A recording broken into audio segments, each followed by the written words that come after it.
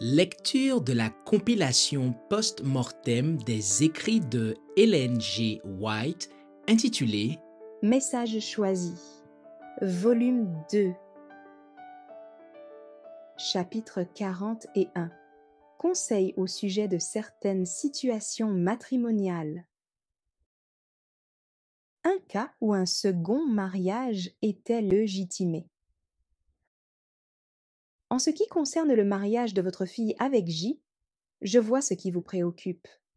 Mais le mariage s'est fait avec votre consentement, et votre fille l'a accepté comme son mari en connaissance de cause.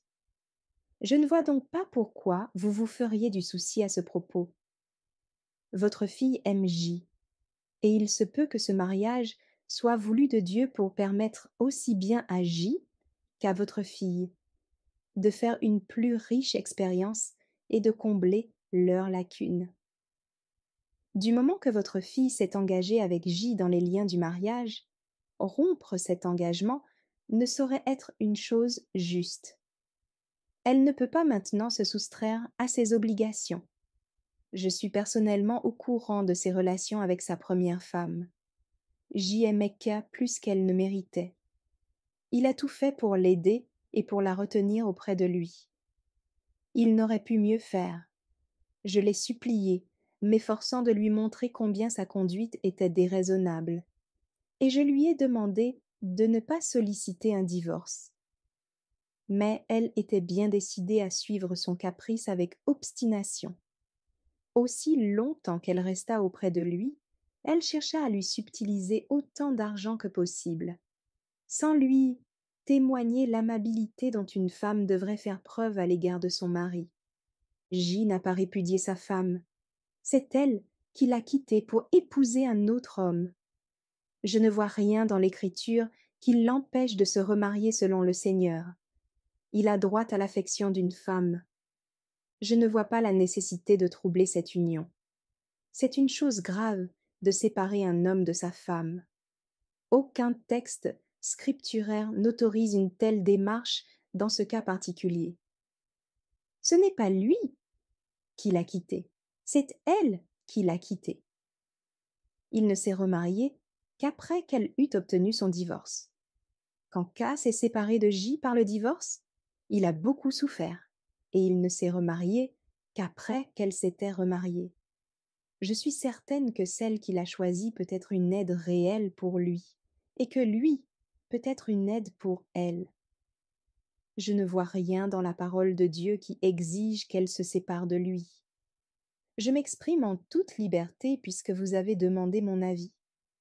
Lettre 50, 1895. Conseil à une jeune femme qui se proposait d'épouser un divorce. Dans ce cas, frère L avait quitté sa femme et sa famille pour se rendre dans un pays lointain, laissant sa femme à la charge du beau-père. Sa femme demanda alors le divorce pour cause d'abandon. Avant même le divorce, il s'attacha à la jeune femme à laquelle ce message est adressé. Les compilateurs. La partie coupable n'a pas le droit de se remarier. J'ai examiné votre cas en rapport avec elle, et je ne puis vous donner un autre conseil que celui que je vous ai déjà donné. J'estime que vous n'avez aucun droit moral d'épouser elle. Il n'a pas davantage le droit de vous épouser. Il a quitté sa femme après lui avoir fait du tort. Il a quitté celle qu'il s'était engagé devant Dieu à aimer et chérir pour la durée de leur vie. Avant qu'elle eût obtenu son divorce, alors qu'elle était encore sa femme légitime, il l'abandonna pendant 3 années, puis détacha son cœur d'elle pour reporter son affection sur vous. L'affaire a été arrangée en grande partie entre vous et un homme marié, lié légalement à une femme qui lui avait donné 2 enfants. Je ne vois rien dans les Écritures qui vous autorise l'un ou l'autre à contracter un mariage, bien que sa femme ait divorcé. C'est sa conduite qui a amené ce résultat par le tort qu'il lui a causé. Et je ne vois pas d'un œil favorable que vous ayez le droit légal de vous attacher à lui en associant vos intérêts aux siens. Je suis étonnée que vous ayez pu songer un seul instant à une telle chose et accorder votre affection à un homme qui a abandonné femme et enfants dans les circonstances que vous savez.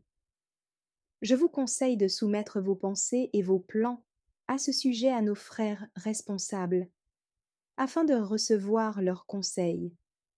Ils vous montreront, loi de Dieu en main, l'erreur que vous avez commise.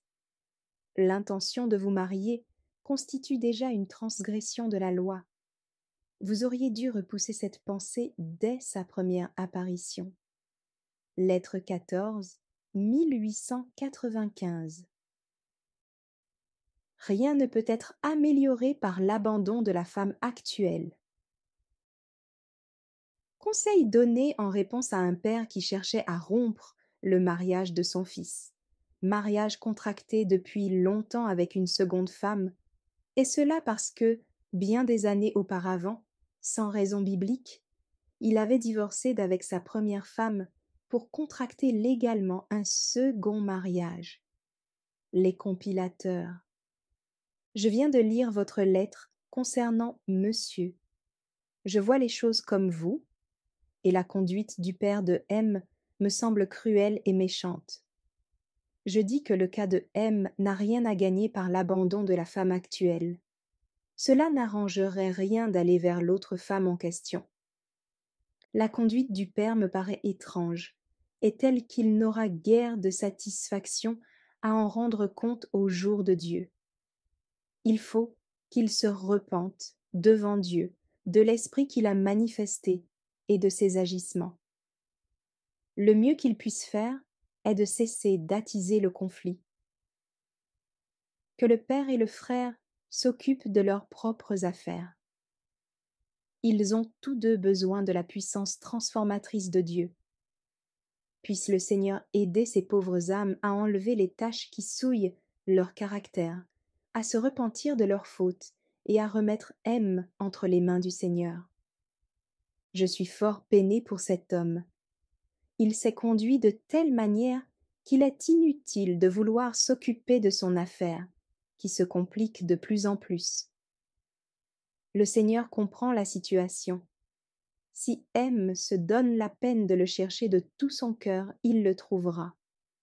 Qu'il fasse de son mieux, et Dieu lui pardonnera et le recevra.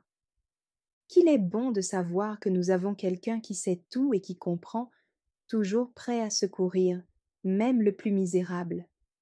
Mais le déplaisir divin attend le père et le frère, qui voudraient entraîner à la perdition un homme qui, aux yeux de Dieu, n'est pas plus coupable qu'eux, ce qui ne les empêche pas d'employer le don de la parole pour décourager et pousser au désespoir.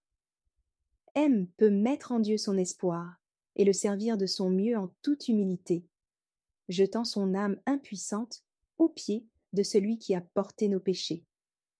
Je n'ai pas écrit un seul mot, soit au Père, soit au Fils. Je voudrais être à même d'aider M à régulariser sa situation. Mais dans l'état actuel des choses, on ne peut le faire sans nuire à quelqu'un. Lettre 175, 1901. Merci d'avoir écouté cette lecture.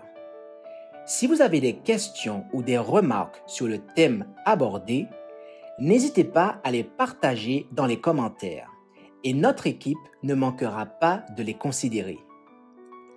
À bientôt sur lereste.org.